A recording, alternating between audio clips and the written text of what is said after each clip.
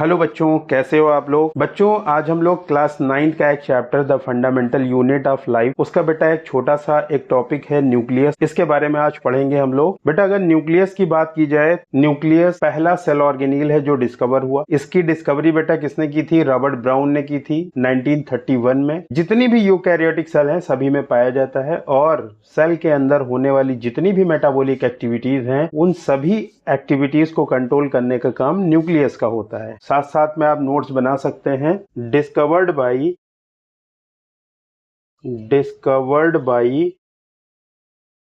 Robert brown. कब किया था बेटा? 1831 में। ये पहला सेल ऑर्गेनील है जिसको डिस्कवर किया गया। फर्स्ट सेल ऑर्गेनील टू डिस्कवर, पहला सेल ऑर्गेनील है जिसे बेटा डिस्कवर किया गया। सभी यूकैरियोटिक सेल में पाया जाता है। Found in all eukaryotic cell.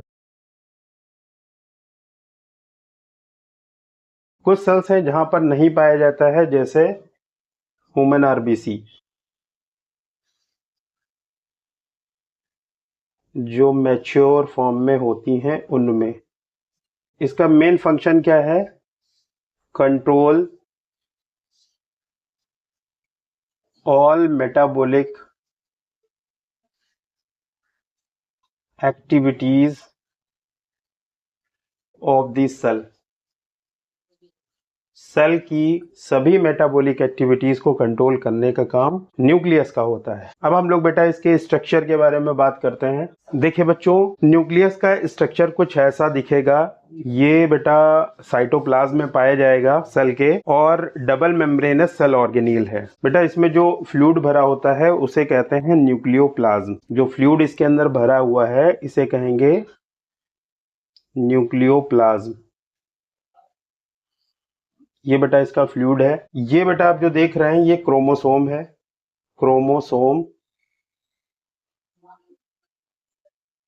ये बेटा एक हाईली कंडेंस स्ट्रक्चर होता है और क्रोमैटिन के फॉर्म में पाया जाता है सेल के अंदर। और इसका बेटा काम होता है जेनेटिक इंफॉर्मेशन को कैरी करना और उस इंफॉर्मेशन को नेक्स्ट जनरेशन में ट्रांसफर करना। हाईली कंडेंस है, highly condense form of chromatin.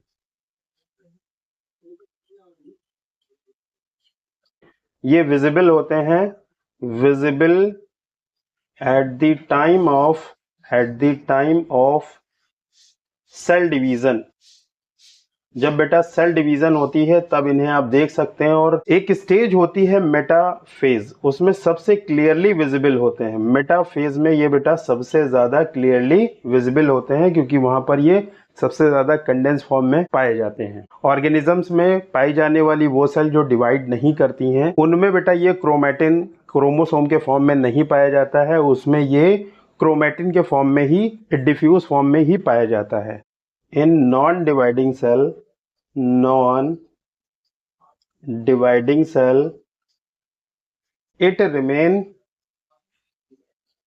it remain diffused। ये बेटा डिफ्यूज फॉर्म में रहता है। It remain diffused and dissolved in nucleus as chromatin.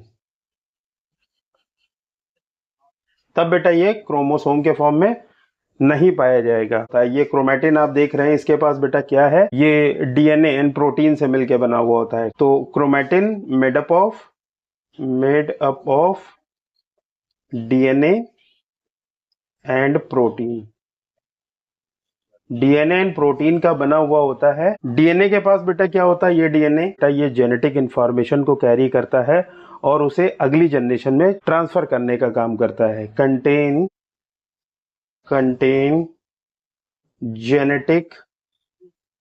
Genetic information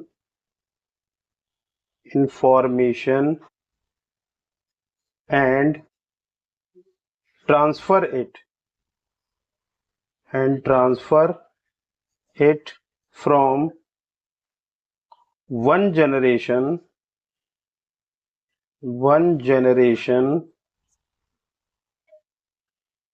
to another, एक जनरेशन से दूसरे जनरेशन में इसको ट्रांसफर करने का काम करता है जेनेटिक इंफॉर्मेशन को। तो ये डबल स्टैंडर्ड होता है और ये डीएनए कुछ बेटा ऐसे ऐसे ऐसे ऐसे दिखेगा और इस डीएनए पे छोटे छोटे कुछ यूनिट्स होते हैं। ये बेटा कुछ यूनिट्स होती हैं ऐसी, these units are known as gene. इनको हम बेटा क्या कहेंगे? जीन कहेंगे। ये जो यूनिट दिख रही हैं इन्हें क्या कहेंगे? जीन कहेंगे। और एक्चुअल में देखा जाए जो ये जेनेटिक इंफॉर्मेशन है वो किसके पास है? इन्हीं जीन के पास होती है। कंटेन जेनेटिक इंफॉर्मेशन, इसके पास बेटा क्या है? जेनेटिक इंफॉर्मेशन है। ये जीन क्या होता है बेटा? और जीन के बारे में लिख सकते हो, ये हेरिडिटी की यूनिट है। यूनिट ऑफ हेरिडिटी की यूनिट है बेटा। जीन कैपेबल होता है प्रोटीन बनाने के लिए और प्रोटीन अपने आप को शो करती है। तो बेटा क्या लिख सकते हैं? जीन फॉर्म प्रोटीन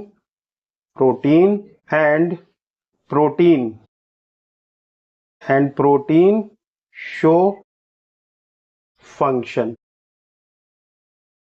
जितने भी बॉडी के अंदर फंक्शन होते हैं उनको शो करने का काम बेटा किसका है? प्रोटीन का है। प्रोटीन को बनाने वाली यूनिट कौन सी है? जीन। जीन कहाँ प्रेजेंट है? डीएनए पे। और डीएनए बेटा कहाँ है? इस न्यूक्लियस के अंदर। न्यूक्लियर मेम्ब्रेन के बारे में बात करें हम, न्यूक्लियर मेम्ब्रेन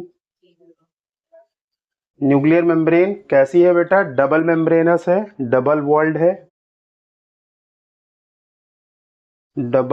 है। इसका बेटा कंपोजिशन जो होता है वो सेल मेम्ब्रेन के सिमिलर होता है। Composition and structure similar to plasma membrane और सेल मेम्ब्रेन। सेल मेम्ब्रेन या प्लाज्मा मेम्ब्रेन के बेटा सिमिलर होता है इसका स्ट्रक्चर और इसका कंपोजिशन। बेटा यहां पर देखिए ये न्यूक्लियर पोर है। These are nuclear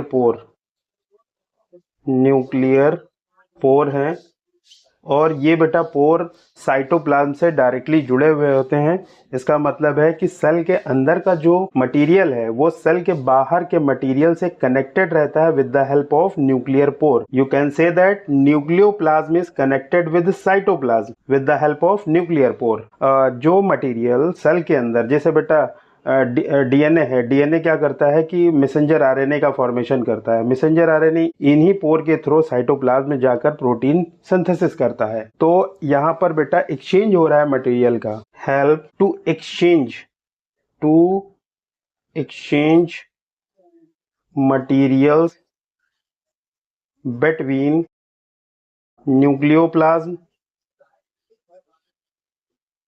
nucleoplasm and cytoplasm, क्योंकि दोनों बेटा कनेक्टेड हैं। ये स्ट्रक्चर आप देख रहे हैं, this is a nucleolus.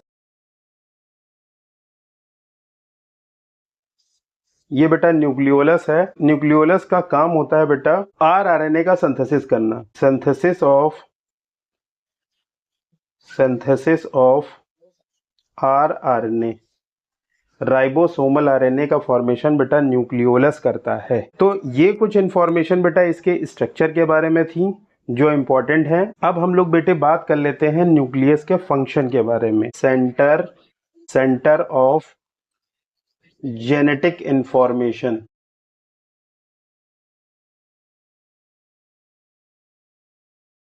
Genetic information का बेटा सेंटर है। प्रोटीन सिंथेसिस के लिए ये इंफॉर्मेशन प्रोवाइड कराता है क्योंकि मैसेंजर आरएनए का फॉर्मेशन इसी से होता है और मैसेंजर आरएनए ही साइटोप्लाज्म में जाकर के प्रोटीन का सिंथेसिस करवाता है। प्रोवाइड इंफॉर्मेशन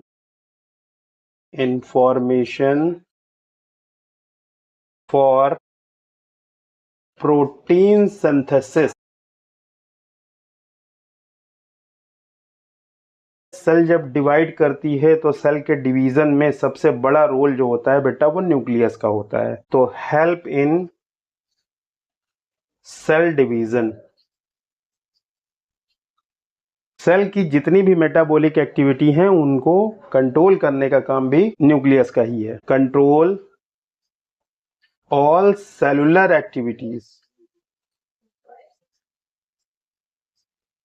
सेलुलर एक्टिविटी का मतलब होता है मेटाबॉलिज्म। Metabolism, okay. ये कुछ फंक्शन है जो आपको याद रखने हैं। आई होप चीजें समझ में आ गई होंगी बेटा। इजी वे में इसको याद करने की कोशिश कीजिए। मिलते हैं नेक्स्ट क्लास में। ओके बाय बेटा।